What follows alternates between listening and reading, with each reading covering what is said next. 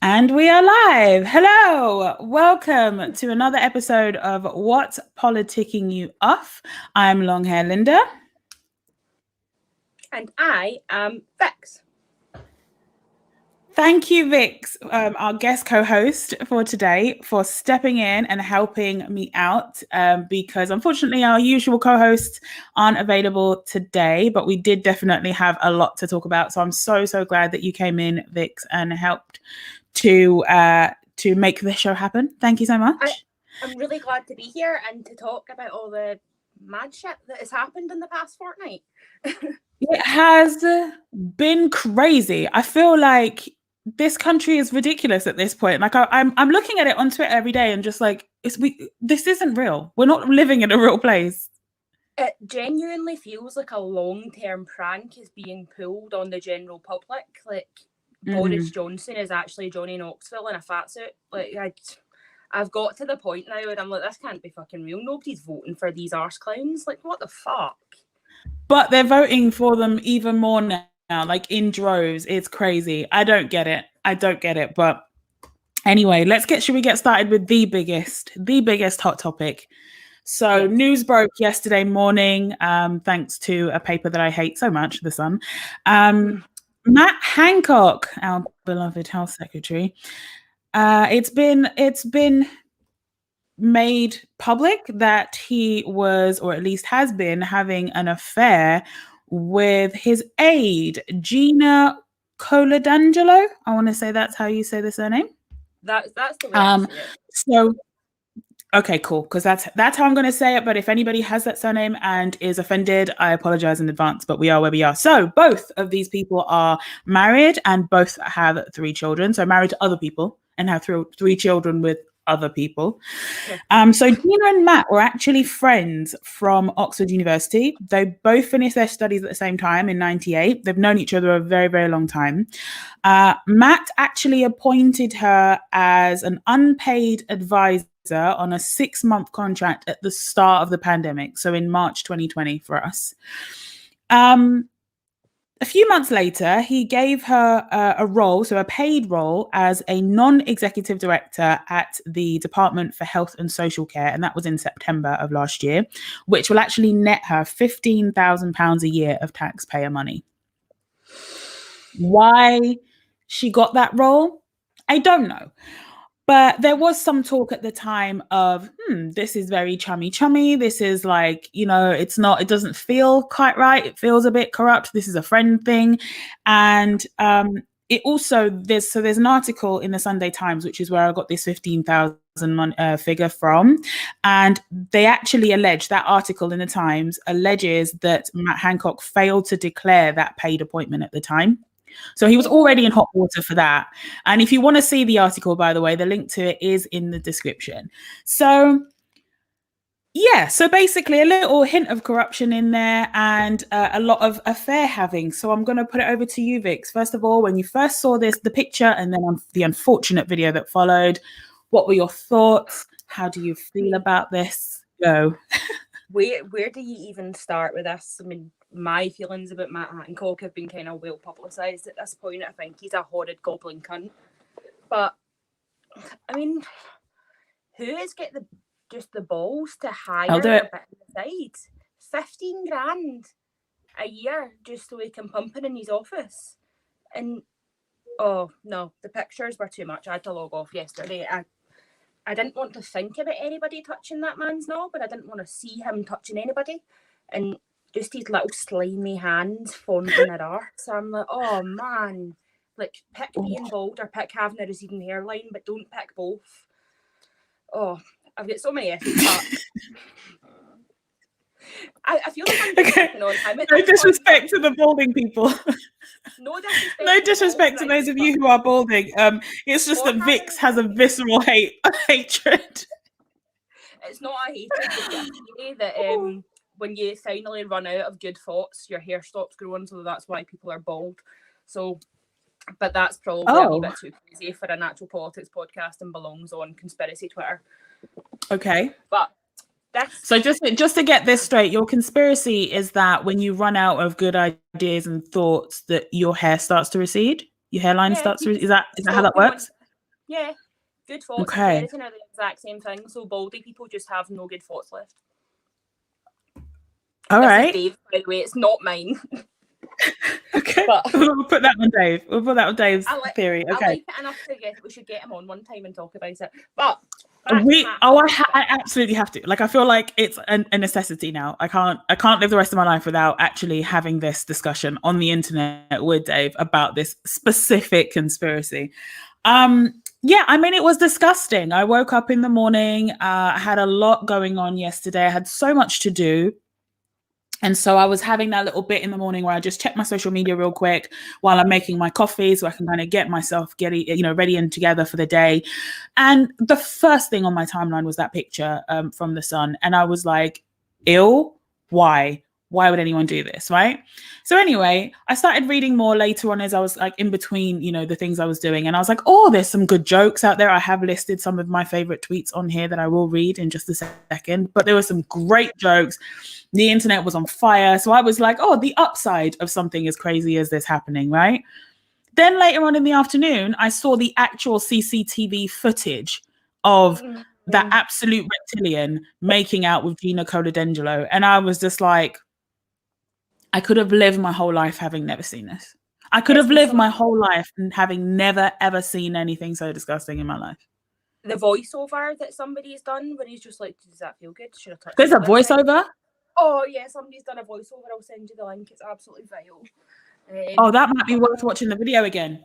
Okay. Oh, my skin was completely crawling. He's so creepy, and that just added to it. But that woman is minted, has a relatively okay-looking husband. He's tall, he wears turtlenecks. That's what white women like. I don't know. He owns a company that sells nice lamps. I'm pretty sure that's what like kind of upper middle class women are going for, and they like lamps and turtlenecks. That is the checklist, so I've heard.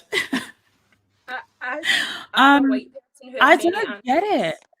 Yeah, it's just before we even went live, both of us were just like, why would you willingly kiss that man? Like, why would you willingly have an affair? Why would you even if you were single and lonely and you really wanted to partner up, like, why would you ever kiss that? Why would that be the choice? But, beauty is really in the eye of the beholder. If this proves anything, it's beauty's in the eye of the beholder, and that you can overlook. Like, I'm not even going to talk about Matt Hancock's appearance. I'm just him as how he comes across as a person is gross, right? And she clearly still likes that. Like, she still likes him. So there's someone for everyone. At the start, I done the thing, and I was like, maybe it's for money, and then it came out that she's attached to these companies that have got the contract. So I'm like, yeah, it could be a money thing, but I genuinely, hand on heart, don't believe that any woman in the planet with a normal functioning brain could lie down and let Matt Hancock pump her. Like, you couldn't. Well, I mean, his wife did. They've got 3 kids as proof.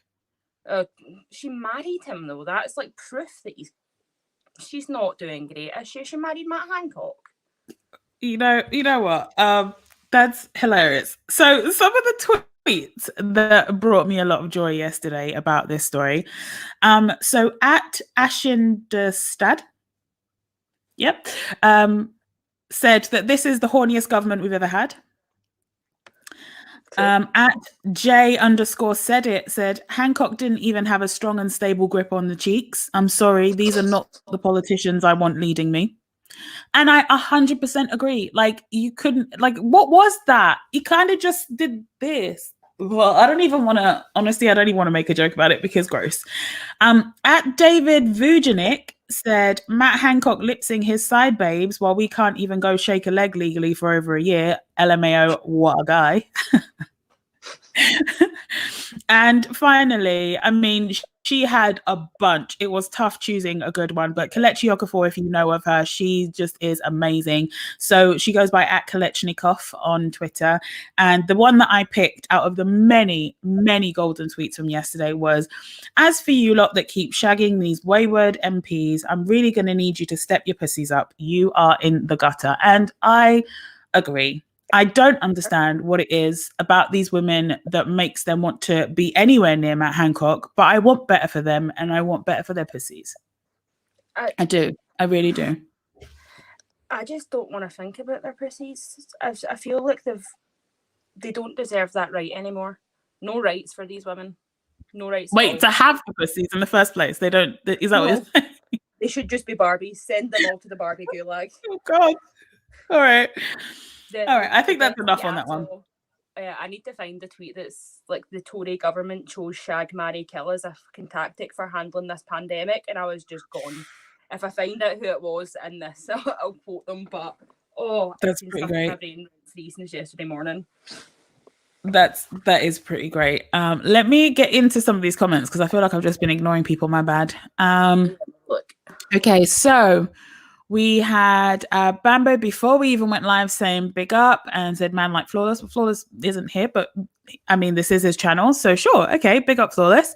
Ravi says smash out, get the likes, yep, appreciate you. And he also said, I'm assuming he's a he, my bad, big up Linda and Vi. I think it's because your name on there says Vi, but yes. Yeah. Shouts to Connor Ainsworth for tuning in. Hello. Bambo said hit the likes, but also said these affairs. Yep, absolutely. These affairs indeed. Nipun Sharma, what's going on? Thames Buller says Hancock be acting weird as fuck. Facts. He be weird as fuck. He be weird as fuck, you're right. And Nipun Sharma again says, where's Flawless? Flawless doesn't usually appear in this particular show. So this is what's politicking you off. And politics isn't really Flawless's bag. So he does stream 17,000 other times a day. It's just this one he's not on. And Malcolm says, big up the Mandem. Thanks so much. We are now Mandem Vix. Okay. Let's move on to the next story. We're sticking with this ridiculous government, but because that's where we are. We also had the leak a couple of weeks ago now, I think, from Dominic Cummings. So he leaked Boris Johnson's WhatsApp messages. Did you see that? He did. What the fuck are we going to do? Don't know, mate. You're the politician. Why are you discussing this on WhatsApp? Surely you've got some kind of fucking Teams chat you can do it in that's more appropriate. I mean, it's weird that it's on WhatsApp. It's super weird that it's on WhatsApp. It's super weird in terms of the context. So I've got the screenshot. So I just want to quickly read some of these messages for the people that maybe didn't see this. So it starts off, this is from April last year. So this is just a little bit after a month after the first lockdown. So when everything went fucking crazy, right? He's writing, Boris Johnson's writing a bunch of other stuff, and Dominic Cummings is responding, talking about trends and polls and all this kind of stuff, right? The last two messages that he says, no, from the trends and polls and lots of FGs over the past 2 weeks. I forget what FGs are. Focus groups over the past 2 weeks. So not just the spasm, clear it's deep and growing problem that's affecting how they see everything. They're talking about the polls on I think it was on the crisis at the time and how to move forward and all this kind of stuff. Then Cummings says to him with the CABOFF, I forget what that is. It's something to do with health, I think. Such a total shit show. I'm afraid this would have a severe risk of making it worse, not better. And so Boris Johnson, the leader of this country, says on WhatsApp, okay, what the fuck do we do? Another meeting with Matt and Stevens and Dayton and co? Question marks. It's the Prime Minister. This is the Prime Minister. And so Cummings does his job as an advisor and comes back with some advice on what to do and mentions things like track and trace and all this kind of stuff. But it's just like seeing that in text form. Like, we know he's a buffoon. We know this, right? That's his brand. We know this about him. But it's like seeing the WhatsApp messages of him going, WTF do we do? As the Prime Minister is so weird to me. The frustrating thing for me is that he's always been this fucking stupid. He ran as mayor for London and being this fucking stupid, and his wee stupid flag when he done the zip line, and people were like, that's the guy I want to lead this country. What the fuck, man? What is the point of going to vote if you're just like, yeah, this monkey could do it? That's the thing, though, because it was like they were taking him for a joke, right? They were laughing along, thinking that they were part of the joke. And it's like, no, you don't hire the clown to make important decisions. You hire the clown to entertain you. If he was some kind of, celeb or some non-consequential reality star or whatever, that's different. But to make important decisions, to govern, to be a mayor of the capital city and then eventually the prime minister, why does that make sense to anyone? Like, why is that funny? What's funny about that? I think it's the same people that found Trump being president funny, and then he just started. But that's the whole thing. It's like, it's weird. I find that really weird when people are so apathetic to the point where they actually want ridiculousness to happen. Like, you don't even want somebody who gives a shit. You don't want somebody who gives a shit about their kids to run the country. And you think you'll be fine living in that country. The people that don't ever need help from the government really are the ones that make these decisions. They just want to protect their own worth, but they don't tend to think about the little man who are really affected when the Tories in power. Like all the families that go to banks, yeah. There's the lacking of the empathy, which I 100% agree with, but they also are stupid, though, because they don't realize that these things will affect them too. At some point, there's not going to be enough of a little man for you not to be affected by these decisions being made. At some point, you're going to run out of people to screw over and it's going to be your turn. Why would you, even if you don't care about other people, why would you screw yourself over? How does that make sense? The whole point of the race to the top is it as a pyramid. It's going to get to a point where they just get knocked off because they're lower down the pyramid than somebody else and they don't fucking realise that. It is complete ignorance to politics or even what's going on around them. They just think, oh, I've seen this in the news. A lot of people don't even know what policies they're voting for when they pick a party. They just pick a colour and go. Especially up here in Scotland, you get a lot of the I vote for Tory because I'm a Rangers fan, and you're like, oh, read a fucking book, bro. Leave the house. It's crazy. It's crazy to me. Like, people that don't get it, I know that that's by design. Like, people that just aren't informed in any way, shape, or form. What bugs me are the people that get informed, but they still vote like nefariously, because that to me is nefarious. If you just don't know and you're just ignorant, that's one thing. I mean, you're kind of choosing to be ignorant right now with the age of information, but you put that aside, you're just ignorant. The people who are actually relatively well read and relatively well informed, and then they go and make these decisions to go completely right wing, to me that's super nefarious. And to me it's because they believe that even though they're probably not likely to ever be in those positions, they believe one day they are going to be the billionaire that's going to get that tax break, and that's what they're voting on. Well, they will screw themselves over their whole entire lives in the hopes that maybe one day they will get to be the billionaire that gets to avoid taxes. You will pay more tax than you need to for less services now and for the rest of your working life in the hope that one day you will be a corporation that won't have to pay taxes. Well, working class. If that's not crazy, I don't know what is. Well, it is. Anybody who's working class and votes for Tory forgets that they are closer to being at a food bank after their next paycheck than they will ever be to being a billionaire. Like, even middle class are closer to us. Even people with a couple of million are closer to us than billions. I don't think people understand what billion looks like. It's like it's not even real money at that point. They're nowhere near. They're never going to get there. The amount of wealth that some people have amassed just is insane to me. I know this is completely off kilter, but when you think about how much £1 billion is and how much that could help, and then people have £100 billion, £15 billion, and you're just like, you are single-handedly hoarding all of that wealth when you could change the world. You could be the one person that changes the world. It doesn't make any sense to me. It completely blows my fucking mind. It drives me crazy, and I just don't have any time for it. I used to be one of these people that had very measured conversations about why people felt that way and why is it that you vote Conservative and is there any way you would change your mind? And now I'm just like, fuck all the Tories. Hope you all die. Hang all landlords. Just, I can't be bothered.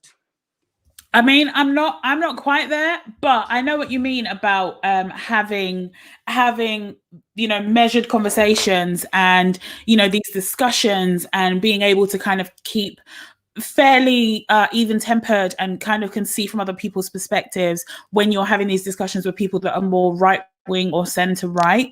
I was definitely able to do that when I was younger, but I find the older I'm getting, the more militant I'm getting, and the more I'm just like, no, you just don't give a shit about people. If our end goal is the same, but we're arguing about the means, I'm cool with that. But I am convinced that these people's end goal is not the same as mine. It's just not. It does not align with me. Because for me, I love when people have access to money. I love when people get rich. I love when people get all of the luxurious and incredible things that they want. I love that. I don't love the hoarding of the wealth by this many in the whole world when there is still poverty and there is still so much hunger and just ridiculous things that are happening to people that just does not need to be happening. I don't like the hoarding of wealth. I like wealth. I like wealth for people. I want more people to be wealthy. That's the problem. But for these people on the other side, the reason I can't have these discussions with them any longer is because I realize their end goal isn't the same as mine. They want the hoarding of wealth. They just want to be part of that club. They just want to be part of the club that hoards the wealth. They don't want people to be wealthy. They want them to be wealthy and nobody else. So it's the same problem over and over again. And I'm never going to be able to understand that and have a reasonable conversation with you. Might not cuss you out. I'm just not going to speak to you about it. Like I can't sit there and understand it from your point of view because your point of view is murderous and evil. Yeah. And so that's why I do things like fuck the Tories ring that I always wear on this podcast. And when the couple of times I went into the office previously, I just wore the ring and I was just like, if somebody sees it and is a Tory, I actually don't care. Because fuck the Tories, man. People are just right wingers in general. They have their own like skewed way of looking at just random facts and just livelihood and human life in general. And for me, it's like, I'm not going to have a reasonable discussion with you. You're lucky I'm not punching you at this point. And that's only because I have empathy and I don't want to punch strangers. Like I just don't, we can't have a reasonable conversation because you're not a reasonable person. That's how I look at it. You get a lot of that, well, if you want a reasonable discussion, nobody will ever change their mind, especially on Twitter, I've noticed. But I don't owe anybody the time to explain why the lives of other people should matter to you. I don't have the propensity, as it were, to sit down with somebody whose entire political and life stance is, I am the most important person and the little man does not matter. So when somebody says, explain to me why I should feel your way, I'm like, no, mate, you're like fucking inherently broken. I can't tell you that you should care about anybody else because if that's not a part of you as a human, then you're fucked. I don't know why you don't have that, but I can't teach you empathy. I can't teach you to understand what it's like to be someone else or live a different situation. But what I can say is that I don't feel like people should be going to food banks or being poor. I don't think anybody should die of poverty or starve to fucking death. So I just the same. I don't have the time for it anymore, Linda. I'm a bit more of a gobshite than you, so I will just tell people to fuck off. But no, I don't have time. They're really, really annoying. People that vote for these fucking clowns do my absolute tits in. And the best thing that Boris Johnson has ever done is be on Nicola Sturgeon's 50th birthday card because that made me laugh and still makes me laugh to this day.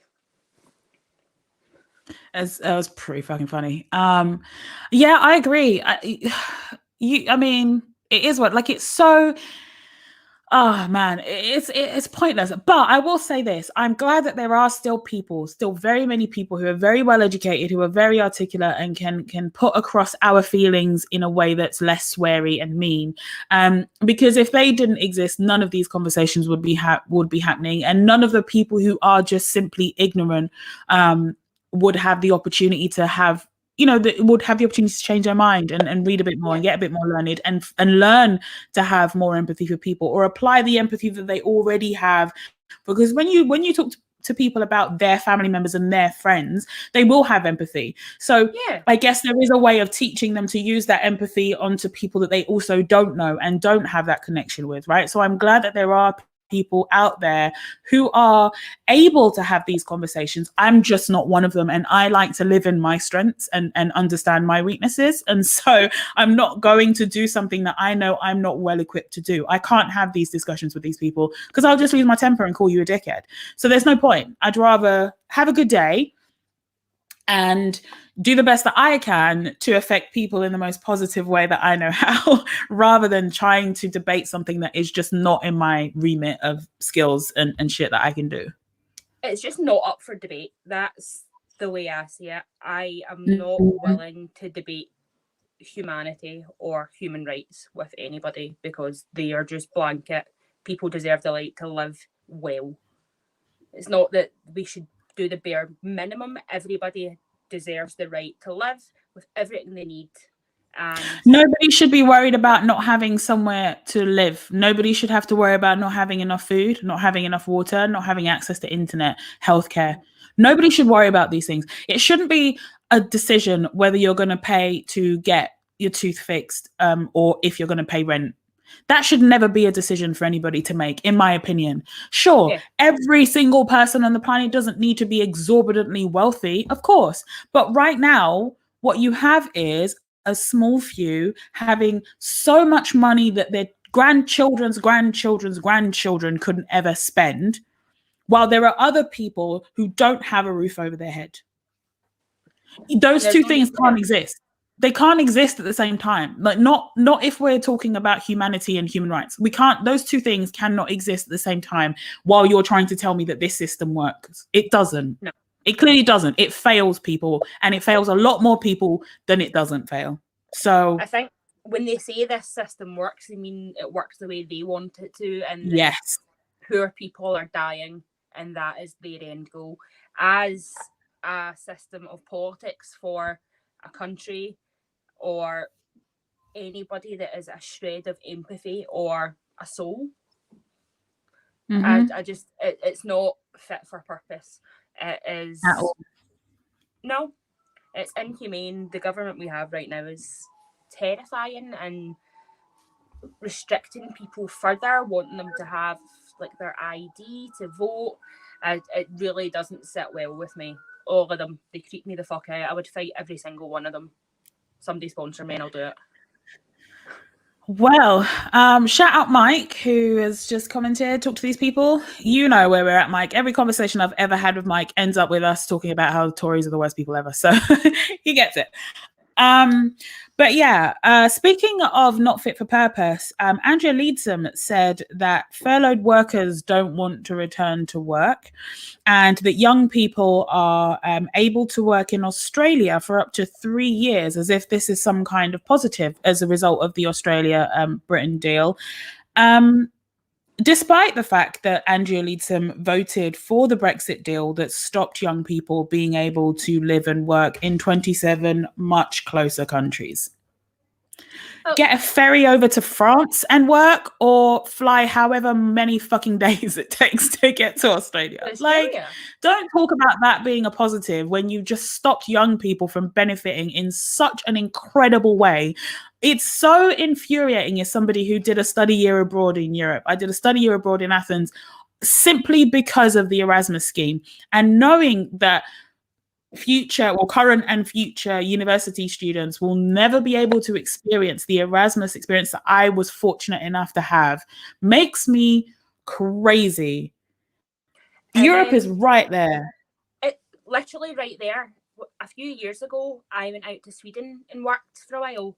Again, just because I had the opportunity. The company I worked for have stores in Sweden. Went over there, lived there, worked there for a while, and it makes me so sad that like my baby niece will never have that opportunity because we've left Europe unless we somehow rejoin. It was as simple as getting my passport, checking into the hotel when I got there. That was how easy it was for me to go over there and start working. So the fact that you now need to get your visas, your work permits, all signed, stamped, more money, it's a nightmare for kids. And we've always been able to go over to Australia for 3 years. That's not new. We've always been on the fast list to visit and work for 3 years when you're in the UK. We've been there for the past 20 odd years. So we've had that reciprocal deal for forever, like you say. Right. It's been reciprocal. They can come here and we can go there. It's been like that for ages. So them trying to spin it now is like, what are we? Do you think we're dumb? They seem to think that everybody is genuinely thick when they're just like, you've seen this? And you're like, yeah, we've got the fucking internet, dude. We've all seen that. We knew that could happen. None of us are sitting here waiting for you to read the fucking laws to us. We can go and look for them ourselves and see what we can do. But I think withdrawing for the European agreement and taking that opportunity away, things like Erasmus where people can study abroad, it gives you such a wealth of knowledge from people from all over the world when you study or work abroad, and you get to meet really interesting people, do interesting things, and it's just been robbed from the younger generation. They'll never get the chance to do that, and it breaks my heart for them. Genuinely, I loved having the opportunity. I'm so sad for them. I'm so sad for them because, like you said, they can do it. It's just going to be headache. It's just going to be headache for them to now try and do it. There's enough paperwork and stuff for students to do without adding all that extra shit on top of it, where they're going to have to get a student visa and cost work when they're there. Just it's expensive. It's expensive. It's laborious. There's a chance that it's the risk that it won't happen. It puts people off because of all of those factors. And we had things like the Erasmus, we had the fact that we were in the Schengen area, we had all of these things that were just so, honestly, it screwed us. And at least if there was a good reason behind it, you can get over those losses. But the fact that there was absolutely no good reason behind leaving the EU, there was absolutely no good reason behind leaving the EU. It wasn't a thing until Nigel Farage and ilk used their xenophobic messaging to get people on board. There was never a reason to leave. And they fabricated one. Yeah. And they're screwing everyone over to do it. Well, for years, they were like, oh, look at Nigel Farage, he's fucking mental. And everybody acknowledged UKIP as being that party of crazy people and all who's voted for UKIP. And then all of a sudden, there was an actual referendum, are we leaving the EU? And I was like, nobody fucking wanted this. Well, again, this comes down to the Tories, because the Tories wanted those extra votes that were going to the far right parties like UKIP and BNP. They wanted to soak up those votes and get those in they wanted majority by any means necessary. And David Cameron made a deal with the devil as if he wasn't a devil himself. And now we get the referendum. Now we get all of this shit that we've been getting from Brexit. Businesses have suffered because of Brexit. Young people are suffering because of Brexit. Workers are suffering. So much is happening for absolutely no good fucking reason. And then we had a global pandemic on the top of it to make everything worse. And this government still can't do the right thing. Still cannot do the right thing. And a good example of that is this story that has just broken with 6 more VIP lane companies being revealed. So excuse me. So I've got this from the Good Law Project, and the link is in the description if you'd like to read this in full. But the Good Law Project is now able to reveal the names of 6 more companies awarded PPE contracts through the controversial VIP fast track lane for associates of ministers and advisors. These 6 firms landed nearly £500 million of public contracts. So when somebody says public contracts, that means our money. You see us dickheads paying taxes, the only ones paying taxes. You see this dickhead over here, yeah? You see the dickhead in the screen next to me? You see you dickhead watching this? That means our money, yeah? Just so that we can make that clear. So these 6 firms landed nearly £500 million of public contracts, all without competition, and were uncovered in documents prized from government in our course of litigation. In the course of our litigation, this is the Good Law Project, again, just so that we're clear. So they've listed the names of these, which includes Uniserv Limited, etc., etc. I won't read all of them. Please click the link and have a look for yourself. The 6 companies revealed here are in addition to the 6 other VIPs previously revealed by the Good Law Project. In April, we revealed documents showing P14 Medical, Lux Life, blah, blah, blah, were fast-tracked down the VIP route alongside some other companies. P14 Medical, the example that's been given, so that one of the first ones that was uncovered is run by a Tory donor and ex-Tory councillor. It was awarded £276 million in PPE contracts. So if you want to piss yourself off, click the link in the description and really look at this, because Good Law Project has done a great job in listing exactly the fuckery that's been involved. And it feels like every single episode of What's Politicking You Off, we're talking about another scandal, another bit of corruption that's been uncovered, more and more shit that's been happening just from the start of this year alone. And then you're like, oh, accountability is dead. Nothing's happening. Accountability is dead. Nothing's happening to these people. There are courts that are saying that certain actions are criminal, and yet no one's going to jail. No one's being fined. No one's losing their job. Nothing's happening. Nobody cares. It seems to be a big fucking joke where they're just like, oh, they've done that, have they? That's bad, Mr. Cummings. You shouldn't have done that. Like, they're being treated like fucking children. It's like an ongoing joke on all of us, as you're saying, taxpayers who go out and work our fucking arses off, or get your arse out in my case, you know, still need to pay tax. It's my job. You go out, you do your work, you pay your taxes, you fucking resent it, and then they're just spunking money up the fucking wall to their friends on PPE that's see-through, and there's people in the NHS that are dying because they don't have the right kind of protection. And these absolute... We clapped for them, though. We clapped for them at 8 o'clock every night for a while, though. So that should be fine, right? Can't they live off those claps? And the claps turned into like a competition where everybody was just like, if you notice that number 17's not been out to clap. Not one fucking night did I go out and clap. Well, I fuck. I'm not going to clap. I'll donate money. Neither did I. But I'm not going to stand on my fucking doorstep and do this for absolutely the fuck decided that were absolutely the fuck not. Like when fucking Boris Johnson said to Cummings as well, like, who do we save?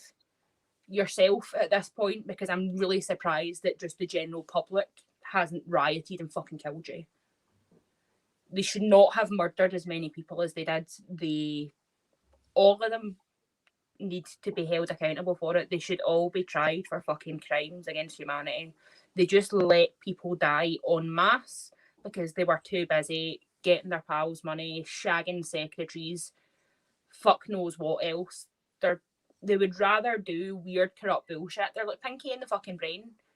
Like, they have harebrained ideas that they don't know how to make work, and they just throw all of their assets into them, and they never fucking work. Like this app, how much did they spend on the app?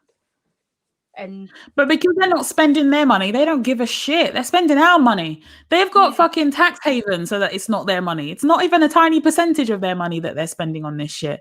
They waste our money. They keep our money and hoard it and give it to their little friends and pretend that it's for our health. And even in a global pandemic, they do all this fuck shit. And then they have the audacity to come out like Andrea Leadsom and talk about how furloughed workers don't want to go back to work. You mean people that already fucking hated their job and are paying for everything in this fucking country and can't benefit from anything? You mean people that have been stuck at home going through mental health issues during a global pandemic, thinking that what they were doing was for the benefit for other people, getting 80% of their pay, still paying taxes off of that 80% of the pay that they got, and still contributing to society while you lot were shagging, while you were telling us that we can't even go see our fucking parents? Are you joking? Are you actually serious? All the people that were fucking furloughed as well, for the most part, are working in places like pubs and clubs and entertainment venues. I wouldn't want to go fucking back to work either. The thought of being in a club right now makes my skin crawl. Disgusting. Drunk people breathing on you, touching you, fucking reusable glasses that folk have touched. The whole thing just gives me the fucking heebie-jeebies now. So I don't blame them. I wouldn't want to go back to work. And the people that are in office jobs or have been working from home that don't want to return to work, why the fuck should you? If you can do your job properly from home, why should they drag you into an office? So you've got your transport, you've got your lunch you need to buy every day, you've got parking, your petrol. If you can sit at the house... Not to mention unnecessary interaction with other people, because when you're commuting, for example, if you use public transport, you're now sitting on a bus, a tram, a train, whatever, with a bunch of people you didn't have to interact with, you didn't have to be in those close quarters with. But you're now being forced public transport. So now you need to sit next to fucking weirdos as well, like those bus dickheads that come on the bus that's empty and sit next to you. Get away from me in all public places. So it's just completely unnecessary. It's ableist. There are allowances in both studying and in workplaces that disabled people have been asking for so long and haven't been allowed, suddenly, because it was profitable for them, we could do it. But now they want us to go back? I don't think so.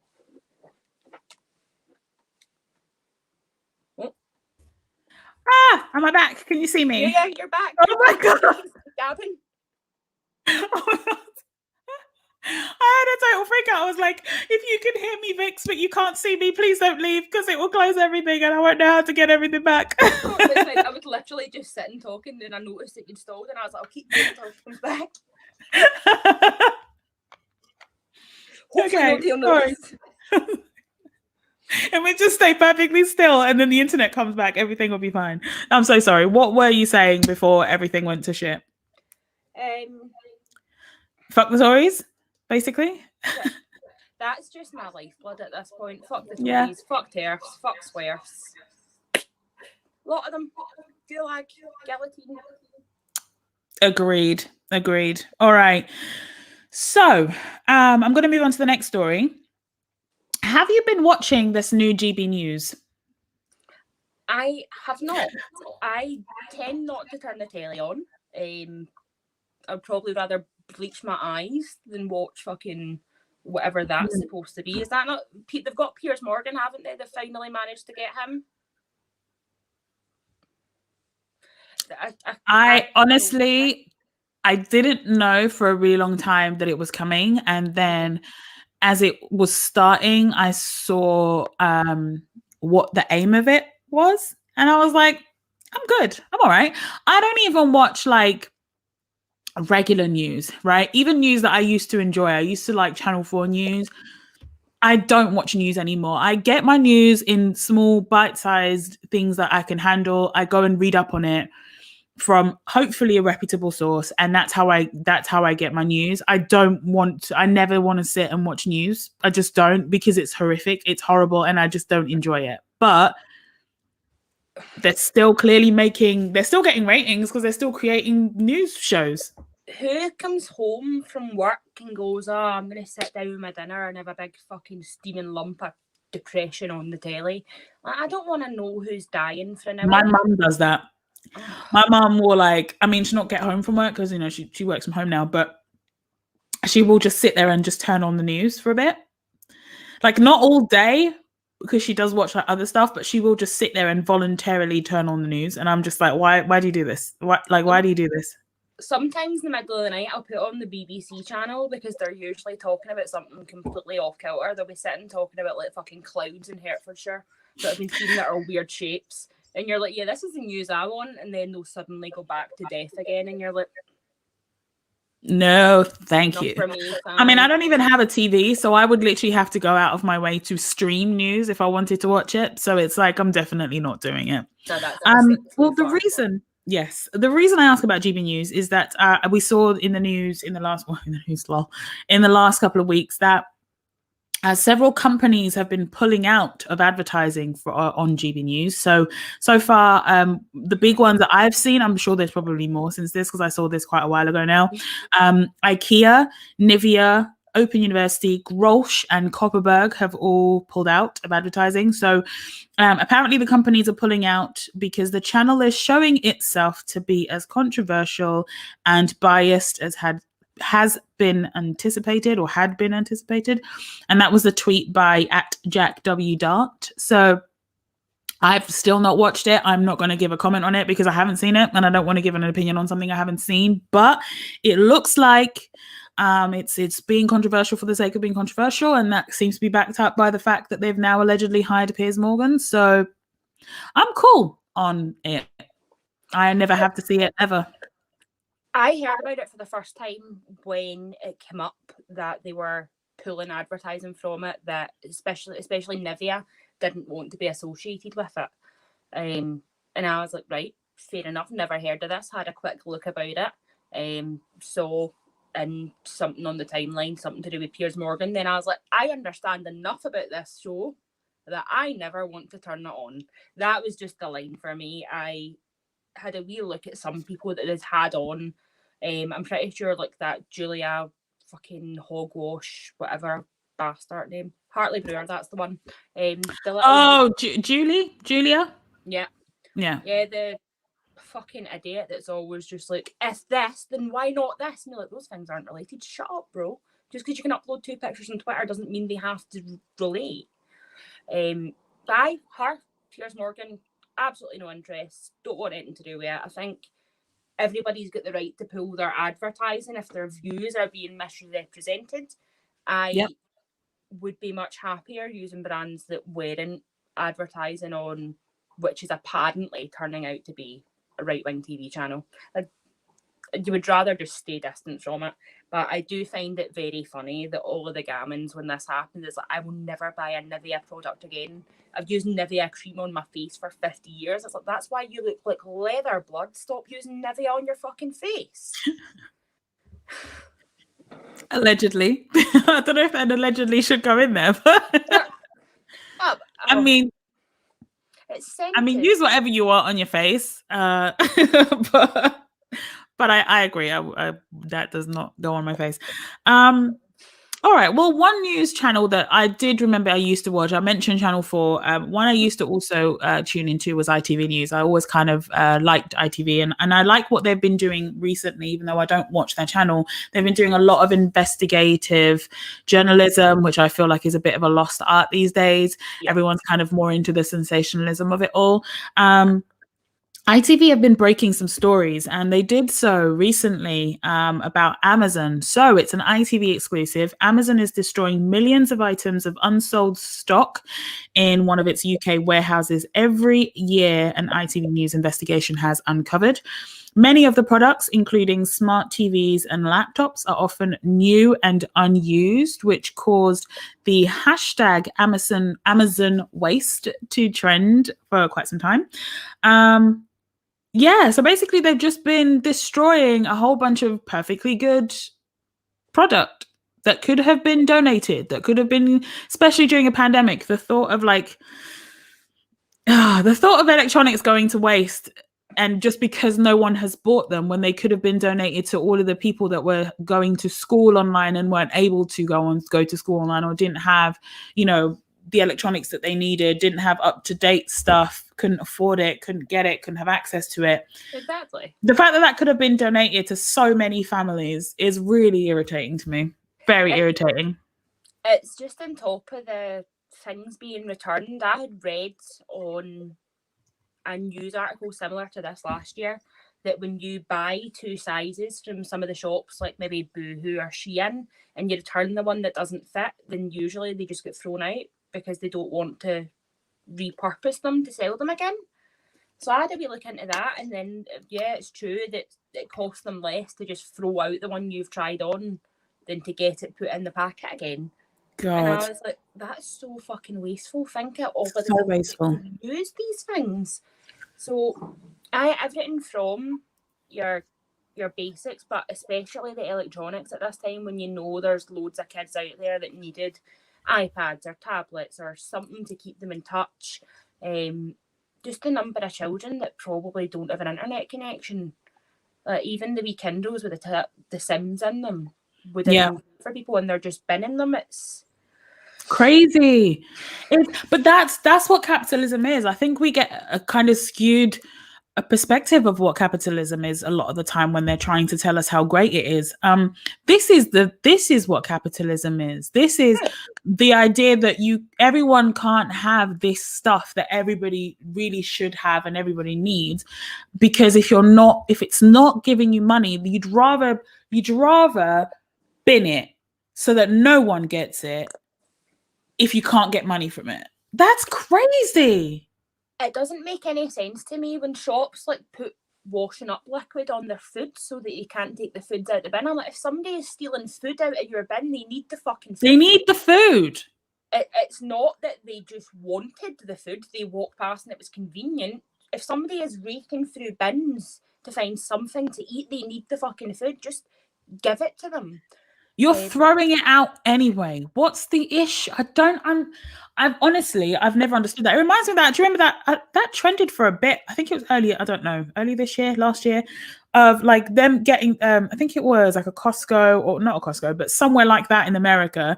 They had like police guarding their bins when the electricity wasn't working for some reason in that area. There was a blackout or something, so they had to throw out all of the refrigerated and frozen foods. They were still good, they just couldn't store them because there was no electricity, and by the time they got electricity back, they couldn't then reuse them and then resell them. It'd be against some kind of regulation. So people obviously were going to the dumpsters and going, hey, there's all this food that you can't legally sell, you can't store it, let me take some food, which is fine. You're not going to sell it anyway. But they ended up getting police to basically stand around these dumpsters to stop people getting free food. That's capitalism.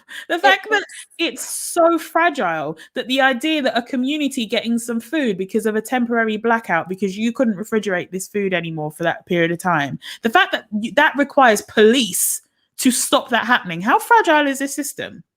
It goes back to what we were saying earlier with this. Some people are just wired different. I think I don't understand that corporate nature would rather destroy this than see somebody get use out benefit. Of it. Yeah. Every last thing that I own, I would rather see it go to somebody. And I think I say that all the time, because you buy something online, you don't like it, you would like give it to your friend, give it to somebody else. It's always been a part of like my personality. So when these people are just like, no, they can't have the crisps, I would rather bin them. You're like, what the fuck? Give them away. It's crazy. It's really crazy. There is a link to this investigative report, by the way, in the description as well. So if you want to read up, there's footage, there's all sorts of like undercover footage and shit, which is really interesting to watch. So I highly recommend clicking through. All right, final two stories in the hot topics. So Treasury officials are drawing up plans for a pensions tax raid to help pay for the UK's pandemic spending, including reducing the lifetime allowance. This is the Telegraph reporting on this, and we know that they happen to be very center-right. But even they are like, guys, they're coming for our pensions. So obviously they're like, no, I don't care if we like this government. They're coming for our pensions. So if you would like to know how this could potentially affect you and either your state or private pension, please click the link in the description box. You can have a look for yourself. The Telegraph have gone into quite good detail. And it's free to see, so it's free to get this information. Why not have a look and kind of prepare yourself if need be? And the final story, it's hilarious that this actually ended up in my story before you agreed to be a guest co-host. Scotland's First Minister, Nicola Sturgeon, has banned all non-essential travel to Manchester and Salford. Manchester's Mayor Andy Burnham was not very happy and accused Scottish officials of being discourteous by not contacting him first to discuss the measure being imposed against the region, adding that Miss Sturgeon is treating the north of England with contempt. So Vix, you can't come see me and I can't come see you because I am in Manchester. No, we can't, but I kind of get it from a Scottish perspective. Yeah. All I have seen since lockdown lifted is people going to Manchester for weekends out.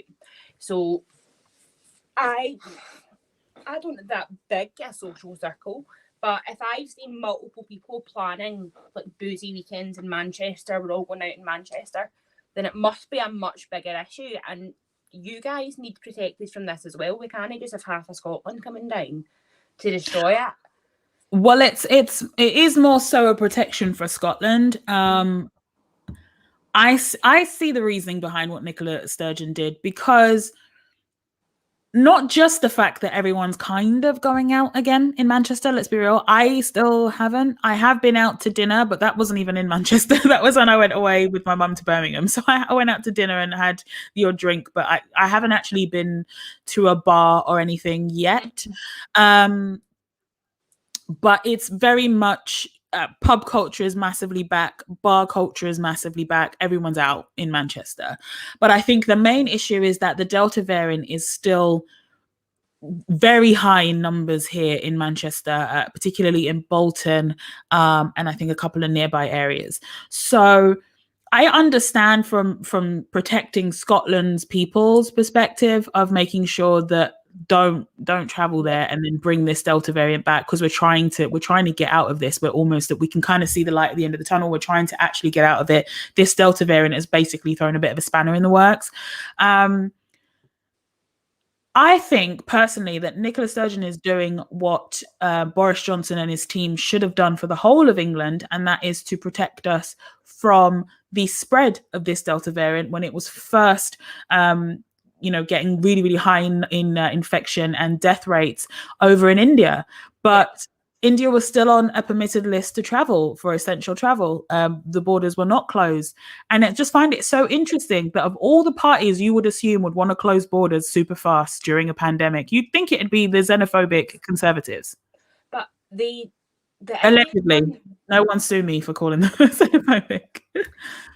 The one that really got to me is just, I just don't get it.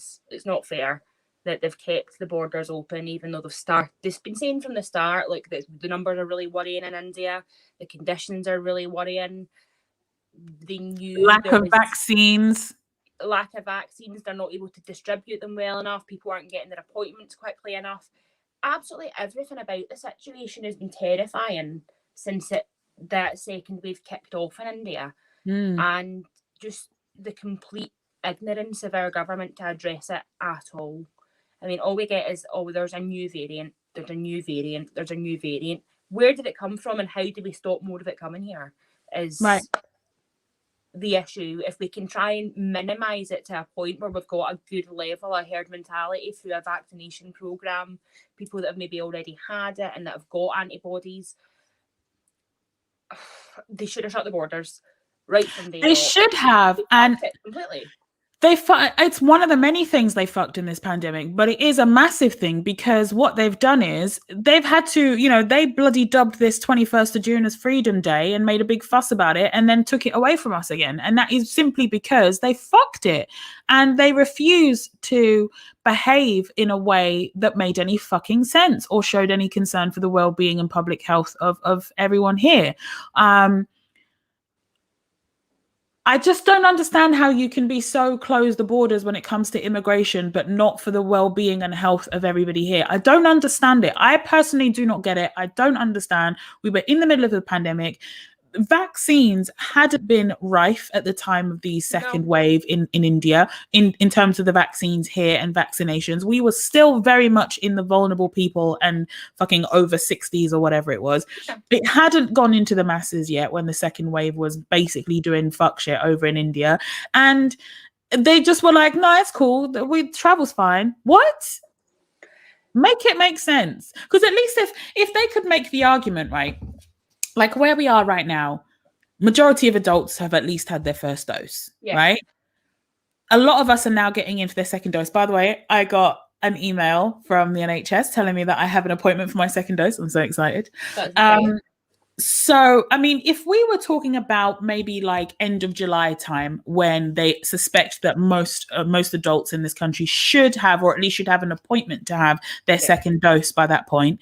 If we were at that point and you were saying, all right, let some people through. Yes, it's unlikely to mutate really, especially with the prevalence of things like Pfizer. Pfizer has like 93% success rate against the Delta variant, for example. So like if we were at that point of vaccinations and they were like, you know what, let's let some travel happen and see kind of what happens, that would be less problematic. Yeah. But the time they did it was at a time where so few people had even had their first dose. It kind of speaks for itself that Australia and New Zealand locked down their borders. They are having festivals over there, Vicky. Have you seen the pictures? Like, Jacinda Ardern when New Zealand was just like, right, that's it, done. I've got friends over in New Zealand and they've been off on holiday this week, just some time off work, and they've been out for dinner, they've been to see a show, that their lives are going back to normal or what it was, and it's because their government can fucking handle it. So when you look at that and you're seeing the pictures of people at festivals and having fun and they've got no masks on and everybody's at the beach and it's all back to what life looked like for us before, and then we are being told, oh, things might never be normal again. It's just like, how fucking incompetent are you lot? How are there so many of you and not a single fucking brain cell between the lot of you bastards? Like, But they've got those brain cells when it comes to doling out public money, though. They can get their friends and themselves some money. That they are good at. That they are very good at. They can cheat on their wives. Well, that that's they're the fucking exceptional at. qualifications they've got. They've got like a black belt and being a wee fucking idiot. Every single one of them. 100%. All right. No. Our government is shit, is what we're trying to say. That was a long way, guys. If you're looking for a summary of the first segment, our government is trash. This is a joke of a country, and this is the worst possible time to have had a conservative government. This is the worst type of conservative government that we could have had during a global pandemic, and they fucked it. They fucked us. No lube. So let's move on to the next segment, which I like to call Keep an Eye On. The only want to really keep an eye on our allies. I've got 3 stories here. So the first one actually happened late yesterday. In the US, Derek Chauvin was sentenced to 22 and a half years in prison for the murder of George Floyd. So for a lot of people, I know that the main thing was like, oh, 22 and a half years, is that it? Like, I get it and I agree. But it's just, I can't help but be so incredibly grateful for the 17-year-old girl who recorded that, because had it not been recorded, no accountability would have been had. There would have been no issues. That man would still be working, still be out in the streets, still be putting many people's lives in danger. And so yes, it could have been more, but the fact that there is now a precedent that future courts can look to when they are sentencing, hopefully, when, you know, convicting and sentencing police officers for doing the wrong fucking thing. I can only be grateful that all of this is happening, and that there is now a precedent that has been set that if you do fuck shit, police officer or not, there's a good chance that you're going to get convicted and sent to jail for a significant amount of time. So that's the positive lining for me. I don't know if you had any thoughts on it, Vix. I mean, I would have to agree. I'm proud that people protested to a point where he got arrested and is now being convicted. I'm incredibly proud of like the Black Lives Matter movement and everybody standing up and protesting and passing bills and really pushing for this to happen. Yeah. I don't believe 22 years is just for what he's done. I don't think that taking someone's life on the street for no reason other than you're looking to flex your big fucking blue balls is fair. 22 years for a life is not okay. But considering how things go in America, I'm surprised we got a conviction at all. But I don't think it will last the 22 years, to be honest. I think somebody else will probably have something to say about that if he's not in like so I think it's going to be kept in, he's probably going to be kept in solitary for a long time. There's already talks about, you know, things with like prison overcrowding and parole and all that kind of stuff. If he is given parole, which I'm not actually sure if he has been or if that's going to be determined. Some people are already saying that he might only do 8 in prison. But it depends. I mean, if he's kept in solitary, he'll be fine. He'll have his, you know, CO pals. But if he's not kept in solitary, then it is what it is. All right, so let's go to Hungary. So Hungary has passed legislation that bars sharing LGBTQ content with people under the age of 18. It comes after the ruling Conservative Party passed another law making it impossible for trans people to change the gender markers on their documents. So there is a link to this, to the article about this in NPR in the description.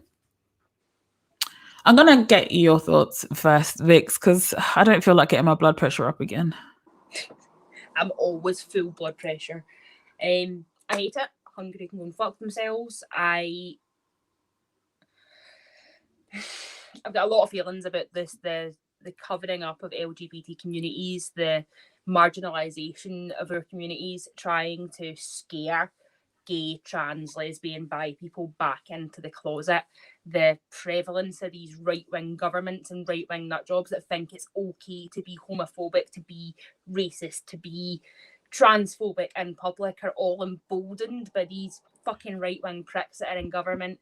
And the fact that my LGBTQ brothers, my sisters, agender, whatever label you choose in Hungary are now subject to such a ridiculous law. What do they mean by the definition of share with under 18? Am I going to get arrested because I've got a pride banner on Facebook and I've got friends that are under 18?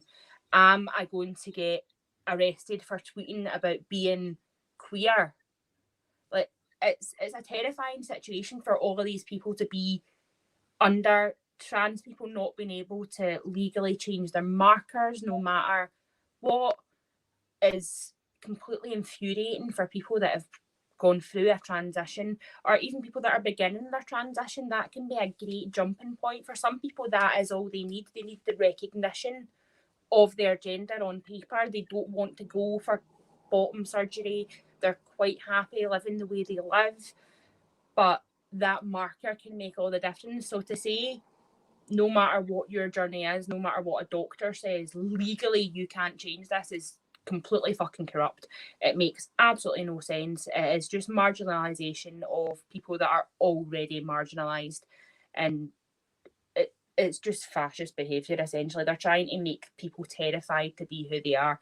I don't support it at all, and the sooner we get rid of all of these fucking whack right-wing governments and people can live freely, the better. I am absolutely no for having it, and I stand in solidarity with everybody from the community within Hungary who's having to live through this. I think we forget just how recently gay people were treated as pariahs and AIDS was going to get you, and now we're doing the same thing to trans people.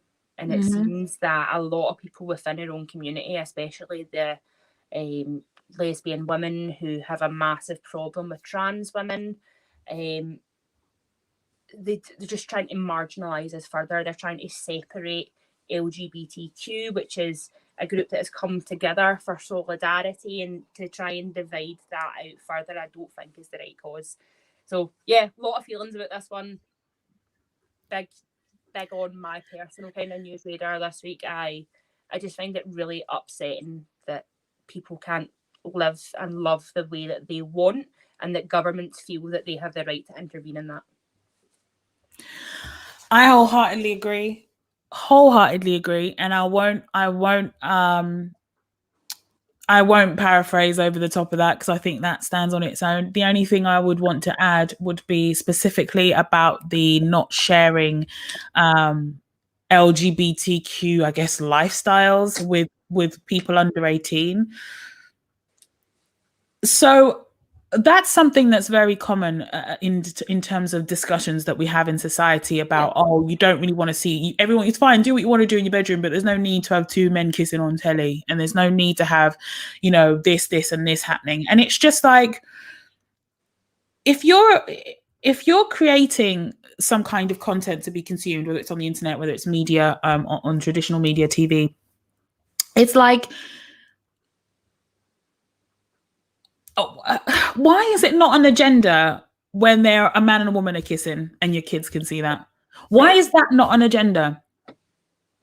Why is it normal? If we're going to just talk about it, let's just talk about all of it. Why is it normal that when grown adults are talking to a child that's maybe the friend's child or some way related to them, there's a child, they go, oh, have you got a little girlfriend? Oh, have you got a little boy? Why is that normal? Wait. Why is it normal in our society for grown men to discuss their girls, their baby girls' virginity, future virginity being taken potentially, future dating life? Why is that normal? Why have we normalized this weird shit? Why is it that we give a shit about what children are going to do when they are older in that way? Why do we sexualize everything? Why do we make it such a big fucking deal for children? Because let me tell you something. A child who is gay, who is trans, who is in any way part of the community is going to be part of that community whether they see no kissing or all the kissing on the TV. That's not going to make your child gay. And if you think that, not only are you stupid, but you are definitely homophobic. Adding that little precursor of it, I don't have any issues with people. I don't care what people do in their bedroom. But just don't do it here. Don't do it there. Don't do it in front of the kids. Don't blah, blah, blah. If you're saying all of that, you're still homophobic. But that's still a bigot. It comes down to, oh, I don't mind, I just don't want to see it. Why? What fucking difference does it make to you, you nosy cunt? Leave them alone. Leave them alone. Just leave them alone. When it comes down to things like the outrage about a drag queen reading in a library for children, why not? It's just another costume. It's another form of entertainment. When Paul O'Grady is the person Savage, it's fine. Is the person in front of your children naked? No? Leave them alone. Are they having sex in front of your child? No? Leave them alone. Are they mimicking violence, like horrific, brutal violence in front of your children? No? Leave them alone. I don't understand. I genuinely, it's so weird to me that people care this much, that people will do this much when so much needs to be actually done by a government. So many different types of legislation need to be passed, especially now as we come out of this pandemic, right? What you've decided to focus on, you incompetent, bigoted fucks, is whether there's going to be LGBTQ content on the telly for your children. Fuck you, you weirdo. You absolute weirdo. Stop thinking about children and sex at the same time. That's weird. You're a nonce. You're a nonce. Thank you. Just stop fucking sexualizing children. When babies are new, it's like, oh, it's a wee girl, she's going to be a heartbreaker. Oh, he's going to be weird. Heart, so we need to keep an eye on him. Fucking stop it. Leave her alone. When people say, don't even get me started on gender reveal parties as well. I cannot do it. It's weird. You guys are weird. You guys are so weird. I'm so sorry. And I honestly, I don't mean to offend anybody that's had a gender reveal. I even know people in real life that don't tell me about that shit. Don't put it on my time. I will. Oh my God, it's weird. It's so creepy to me. I was saying to Dave, I was like, if I ever get pregnant, we're going to get a cake and do a gender reveal party. It'll just be black inside, and I'll be like, look, it's a golf. Because honestly, it's so, like, these are such weird practices that people just keep doing because other people do them, because people on Instagram do them, and we've normalized it in society. I know I keep saying normalize, and we now hate that word because of Twitter. But, like, we just think that all of this stuff is fine, and it's not. It's weird. I promise you it's weird. I promise you that your unborn child's genitalia at birth is not a big deal. I promise you it's not. I promise you pink isn't assigned to the gender of girls and blue for boys. I promise you boys can still wear pink and they will still have a penis. I promise that that's going to be the case. I promise you that your kid seeing two men or two women or a trans person or somebody in drag or a queer person or a non-binary person or whatever on TV isn't going to make them do it. It's not going to, your child is not going to be infected with the gay. That's not a thing. You can't catch it. Stop it. Stop it. Stop thinking about sex and children. Stop thinking about them having partners when they're babies. Stop thinking about what kind of genitalia they're going to have. Stop thinking about what kind of genitalia they're going to like. It's all weird. Raise your child to be a decent human being and try not to kill them. That's it. But that's all you need to worry about. Either. That's the most stressful thing. Ugh. I spend 2-3 days a week with my niece, who's 3.5. Very, very clever. Ask you a lot of questions. When people say, won't you think of the kids? I'm like, I think of kids every day because I deal with one nearly every day. And when she asks me things just like, why are those two boys kissing? You go, because they're in love. And she goes, well, that's nice. They don't even give a shit. They don't give a shit until you tell them that they're supposed to be giving a shit. Yeah. Until you react in a negative way. Kids are just like, all right, people are kissing. In fact, they think all kissing is gross at some point. And then they go, all right, well, they like each other. Cool. Where's my toy? Like, they don't give a shit. Absolutely everything that she's asked that's been slightly out of the blue about when she was really small, she used to like Drag Race because obviously it's very pink. So she used to like just watching the colours, and she'd be like, when she was a bit older, is that a boy? Yes, he's a drag queen. Oh, cool. Can I get a dress? Of course you can get a dress, babe. Do you want a dress? It doesn't matter to them whether somebody is gay or straight or whether their friends have anything. There's somebody called Aiden at the baby's nursery, and her mum said to her, is Aiden a boy or a girl? And she goes, I don't know. Aiden's got curly hair. So Aiden's just Aiden, whoever this wee sausage is. He's a boy with long hair, by the way. She wasn't sure, which is how it came around. But she's like, I don't know, he's got curly hair. Okay. They don't care. It doesn't matter to them. Stop asking kids about weird sexual things. They don't have a boyfriend. They're 5. The only thing they care about is eating worms in the back garden. Be more concerned with that. Be more concerned with what your child is randomly picking up in the garden and putting in their mouth than what they might be doing with a boy at some point. It's so weird. It's just so weird. Oh, it's so creepy and strange.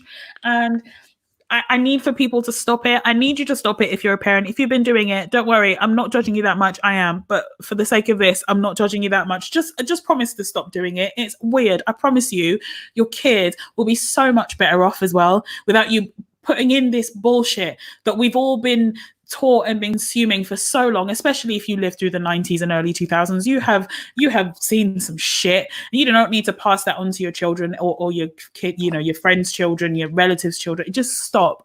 Please stop it. Stop it. It's gross. It's weird. And the Hungarian government, shame on you. Shame on everyone that had a part to play in this, whether they voted for it or abstained from voting. Shame on every single one of you that had anything to do with this. Solidarity, like you said, Vix, with the LGBTQ community over in Hungary and everybody that's affected by this still to this day. Fuck these guys. Trans lives matter. And I hope that one day, someday, at some point in the future, I mean, the kids are all right. Let's be real. Some of these kids now are great. And so I hope that we'll get somewhere to the point where we're not having to worry about how many, trans people are being killed and unnecessarily harassed and not able to change their gender markers and just not able to live a full life like the rest of us. If you care about kids, you should care about trans people. And if you have to preface, oh, I don't mind what people do in there, blah, blah, blah. I just don't want, it's the same thing as I'm not racist, but that's the same thing. Stop it. Yeah. Stop being a dickhead. Mind your business. Worry about yourself. And the last one in keep an eye on is New Zealand weightlifter Hubbard to become the first transgender athlete to compete at the Olympic Games. And it was with support of the New Zealand government. New Zealand again, just showing it. Jacinda Ardern again, just showing she's got this shit together. They've got festivals over there. They shut the country down and said, nope, when COVID first hit. They're just doing everything so right. So right. I live for it. I love seeing that. It's fantastic. Hubbard is, let me just get full name. Give me a second. Clicked on the wrong thing. Hang on. I want to make sure because I've only written Hubbard in my notes and I don't know why. Laurel Hubbard. Is it Laurel? Yeah, her name's Laurel. I realized I just said yeah. Weightlifter Laurel Hubbard. I don't know why I missed out Laurel. Sorry, Laurel. But yeah, she's killing it. She's absolutely killing it. She's going to the Tokyo Games. Going to be the first trans athlete. It's an exciting time to be alive, and I just hope that we continue to see this so that everybody can look at the Olympic Games and other forms of media and other things and see themselves represented and know that they can do it too. That's just fucking awesome. I love to see it. I think it's amazing to see, especially a trans woman in weightlifting as well. Weightlifting, traditionally a very male-led sport. To see women doing really well in that category, absolutely fantastic. I personally think trans women are women. Why would they not compete? They come under the same weight categories, the exact same training. If it comes down to biological differences, as they always say, then Michael Phelps doesn't make us enough lactic acid. Are we going to stop him swimming? I know it came down to with Caster Semenya, her title being taken off her, the prize being taken off her because of her testosterone levels, which is fucking ridiculous. It just shouldn't be happening in this day and age. I think that if you're a man, if you're a woman, whether you're a cisgender woman, a trans woman, a cisgender man, a trans man, whether you're non-binary, whatever you identify as, fuck it, why not? Why should we put a random cap on the top of that to say you can't compete in it? If you are at that top level of your sport, you are competing in that weight category, you have been training hard, then why the fuck shouldn't you? 100%. Like you say, they've got the same exact markers that they meet as every single athlete. It always go down to weight category, training, all of that is offered the same. If you have some kind of genetic, let's say, head start over somebody else, or your ability, that's what competing is. Guess what? Guess the fuck what? They're every single cisgendered female athlete has a genetic advantage over me. We're both cisgendered. They're just really fucking fast, or really fucking flexible, or really they've honed that skill. They had a talent at birth that I just did not have, and then they've honed their craft and practiced every single day. They have a genetic advantage over me. Simone Biles definitely has a genetic advantage over me. My limbs cannot do physically what her limbs can do, and yet that's why she is the athlete. That's why she is one of the best. That's what competing is. So for people to use that argument with trans women and trans men or non-binary people, whatever it may be, is just like, I don't want to hear it. I don't want to hear it. I do my best to respect everyone's opinion and everyone's point of view. But if it sounds a little bit too unfair to me, it's going to have my backup, and I just would rather not engage. And so I'll just celebrate the good stuff. Well, I don't respect their opinions. Fuck you if you don't agree with me. Trans people are people. Trans people deserve rights. Trans rights are human rights. But yes, to get back to the point I was making there, like if I, at 5'9", am competing with somebody in the same weight range and they're 5'4" at the same weight range as me, I'm going to have a lift advantage there just because of my fucking height. There's more of me. Do you know what I mean? So it's arbitrary. It is another thing used to punish almost exclusively women. Comes down to the Caster Semenya Michael Phelps thing. Both of them marginal differences that cause accelerated performance. But because Caster Semenya is a woman, it was a problem. Michael Phelps is a man, and it's not. Celebrated. It's sexism and a lot of transphobia and racism, because I think there's also a big point, the fact that Caster Semenya is black, so there's a lot of misogynoir happening there as well. There's that whole intersectionality of it all. But I 100% agree, nothing happens to men in this situation. Like it's never policed like this when it's men. Let's be real, because nobody ever questions male athletes or where they came from or what they do, or their Megan Rapinoe and her cocky personality, or Simone Biles and how she's funny. All of these women are picked apart for different aspects of what makes them great because they are women exclusively, and that annoys men in power.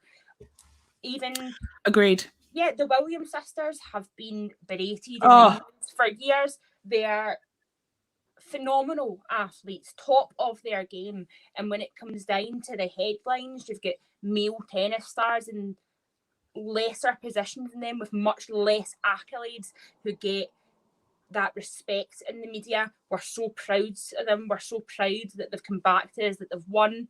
And then when it is a woman who is phenomenal, Serena is one of the best of all time, Venus again, but they just get the, oh yeah, that's them. Look at the skirt they were wearing. She's going to have kids.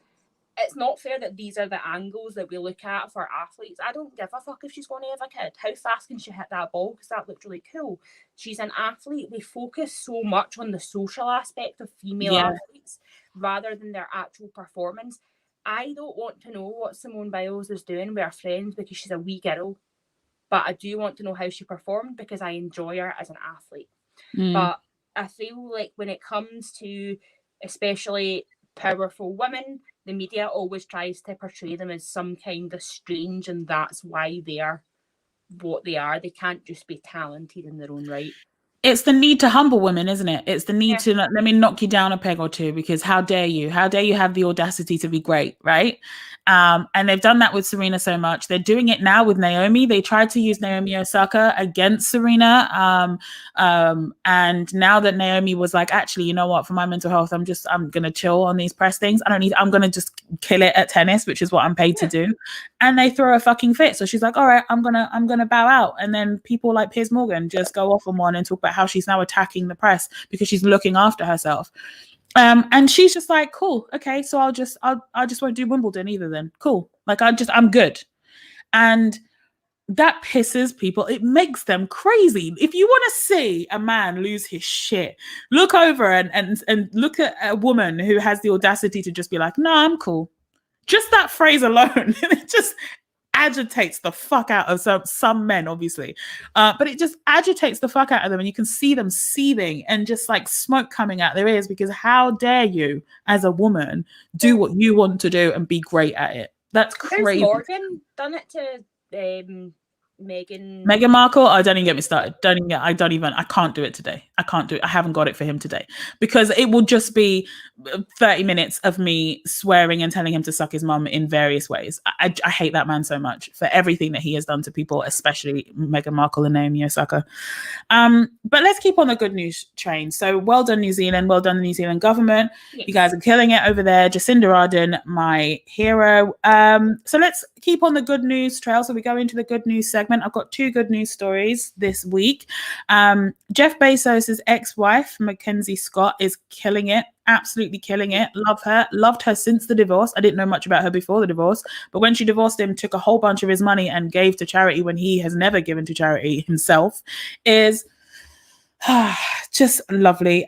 So she has now pledged to give away another $2.7 billion to 286 charities. And that is what you do when you have billions in the bank. You're never going to spend it. Help people, for fuck's sake. It's not going to kill you. It's really not. Yeah. I believe I put the link to this in the description. I did. So the link to this is in the description as well. Feel free to have a look and read to find out more about the 286 charities that she has pledged all of that money to. The final good news story, Vix, there is new shipping material that has been made from popcorn that can replace styrofoam peanuts. I like that a lot. Right? So the link to this is in the description, but I'll give you a little bit more details for those of you listening. So in a stroke of scientific genius, a German researcher enjoying a box of popcorn in a dark movie theater, creepy, realized that the overpriced butter-soaked concession had the exact same size and consistency as styrofoam packing peanuts. Considering styrofoam is made from polystyrene, whenever I see these poly words, I'm never sure which one it is, so bear with me, okay?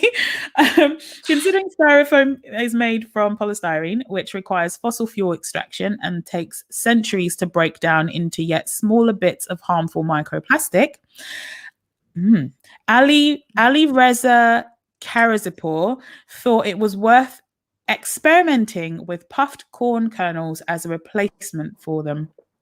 There are some statistics in this article to talk about the current usage, but then Ali Reza, I hope I'm saying your name right, I'm so sorry if I'm not, says that actually Stephen Schultz, who's the managing director of the company, says that our popcorn packaging is a great sustainable alternative to polystyrene, which is derived from petroleum. The products are very light because popcorn granules are filled with air, like honeycombs.